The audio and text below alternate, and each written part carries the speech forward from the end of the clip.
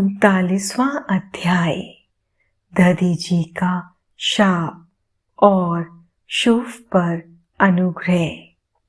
ब्रह्मा जी बोले, नारद, श्री हरि विष्णु अपने प्रिय भक्त राजा शुभ के हितों की रक्षा करने के लिए एक दिन ब्राह्मण का रूप धारण करके दधीची मुनि के आश्रम में पहुंचे। विष्णु जी भगवान शिव की आराधना में मगन रहने वाले ब्रह्म ऋषि दधीची से बोले कि हे प्रभु, मैं आपसे एक वर मांगता हूँ।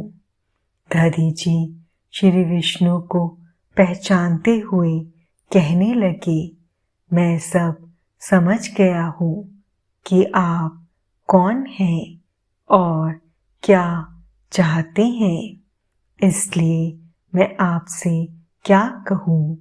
हे श्री हरि विष्णु, शुभ का कल्याण करने के लिए आप ये ब्राह्मण का वेश बनाकर आए हैं। आप ब्राह्मण वेश का त्याग कर दें। लज्जित होकर भगवान विष्णु अपने असली रूप में आ गए और महामुनि दधीची को प्रणाम करके बोले कि महामुनि, आपका कथन पूर्णतया सत्य है। मैं ये भी जानता हूँ कि शिव भक्तों को कभी भी किसी भी प्रकार का कोई भी भय नहीं होता है, परंतु आप सिर्फ मेरे कहने से राजा शुभ के सामने यह कह दें कि आप राजा शुभ से डरते हैं। श्री विष्णु की यह बात सुनकर दधीची हंसने लगे। हंसते हुए बोले कि भगवान शिव की कृपा से मुझे कोई भी डरा नहीं सकता। जब कोई वाकई मुझे डरा नहीं सकता तो मैं क्यों झूठ बोलकर पाप का भागी बनूं। दधीची मुनि के इन वचनों को सुनकर विष्णु को बहुत अधिक क्रोध आ गया। उन्होंने मुनि दधीची को समझाने की बहुत कोशिश की। सभी देवताओं ने श्री विष्णु जी का ही साथ दिया। भगवान विष्णु ने दधीची मुनि को डराने के लिए अनेक गण उत्पन्न कर दिए, परंतु दधीची ने अपने सत से उनको भस्म कर दिया। तब विष्णु जी ने वहां अपनी मूर्ति प्रकट कर दी। यह देखकर दधीची मुनि बोले, हे श्री हरि, अब अपनी माया को त्याग दीजिए। आप अपने क्रोध और अहंकार का त्याग कर दीजिए। आपको मुझ में ही ब्रह्मा रुद्र सहित संपूर्ण जगत का दर्शन हो जाएगा। मैं आपको दिव्य दृष्टि प्रदान करता हूँ। तब विष्णु जी को दधीची मुनि ने अपने शरीर में पूरे ब्रह्मांड के दर्शन करा दिए। तब विष्णु जी का क्रोध बहुत बढ़ गया। उन्होंने चक्र उठा लिया और महर्षि को मारने के लिए आगे बढ़े, परंतु बहुत प्रयत्न करने पर भी चक्र आगे नहीं चला। यह देखकर दधीची हंसते हुए बोले कि हे श्री हरि, आप भगवान शिव द्वारा प्रदान किए गए इस सुदर्शन चक्र से उनके ही प्रिय भक्त को मारना चाहते हैं, तो भला ये चक्र क्यों चलेगा। शिव जी द्वारा दिए गए अस्त्र से आप उनके भक्तों का विनाश किसी भी तरह नहीं कर सकते, परंतु फिर भी यदि आप मुझे मारना चाहते हैं तो ब्रह्मास्त्र आदि का प्रयोग कीजिए। लेकिन दधीची को साधारण मनुष्य समझकर विष्णु जी ने उन पर अनेक अस्त्र चलाए। तब दधीची मुनि ने धरती से मुट्ठी पर कुशा उठा ली और कुछ मंत्रों के उच्चारण के उपरांत उसे देवताओं की ओर उछाल दिया।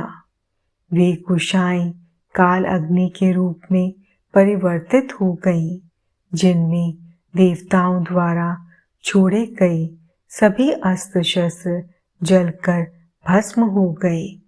यह देखकर वहां पर उपस्थित अन्य देवता वहां से भाग खड़े हुए, परंतु श्री हरि दधीची से युद्ध करते रहे। उन दोनों के बीच भीषण युद्ध हुआ। तब मैं राजा शुभ को साथ लेकर उस स्थान पर आया जहां उन दोनों के बीच युद्ध हो रहा था। मैंने भगवान विष्णु से कहा कि आपका यह प्रयास निरर्थक है, क्योंकि आप भगवान शिव के परम भक्त दधीची को हरा नहीं सकते हैं। यह सुनकर विष्णु जी शांत हो गए। उन्होंने दधीची मुनि को प्रणाम किया। तब राजा शुभ भी दोनों हाथ जोड़कर मुनि दधीची को प्रणाम करके उनकी स्तुति करने लगे, उनसे माफी मांगने लगे और कहने लगे कि प्रभु आप मुझ पर कृपा दृष्टि रखिए। ब्रह्मा जी बोले, नारद, इस प्रकार राजा शुभ द्वारा की गई स्तुति से दधीची को बहुत संतोष मिला और उन्होंने राजा शुभ को क्षमा कर दिया। परंतु विष्णु जी सहित अन्य देवताओं पर उनका क्रोध कम नहीं हुआ। तब क्रोधित मुनि दधीची ने इंद्र सहित सभी देवताओं और विष्णु जी को भी भगवान रुद्र की क्रोध अग्नि में नष्ट होने का शाप दे दिया। इसके बाद राजा शुभ ने दधीची को पुनः नमस्कार कर उनकी आराधना की और फिर वे अपने राज्य की ओर चल दिए। राजा शुभ के वहां से चले जाने के पश्चात इंद्र सहित सभी देवगणों ने भी अपने अपने धाम की ओर प्रस्थान किया। तदुपरांत श्री हरि विष्णु भी वैकुंठ धाम को चले गए। तब से वह पुण्य स्थान थानेश्वर नामक तीर्थ के रूप में विख्यात हुआ। इस तीर्थ के दर्शन से भगवान शिव का स्नेह और कृपा प्राप्त होती है। हे नारद, इस प्रकार मैंने तुम्हें यह पूरी अमृत कथा का वर्णन सुनाया। जो मनुष्य शुभ और दधीची के विवाह से संबंधित इस प्रसंग को प्रतिदिन सुनता है, वह अपमृत्यु को जीत लेता है तथा मरने के बाद सीधा स्वर्ग को जाता है। इसका पाठ करने से युद्ध में मृत्यु का भय दूर हो जाता है तथा निश्चित रूप से विजयश्री की प्राप्ति होती है।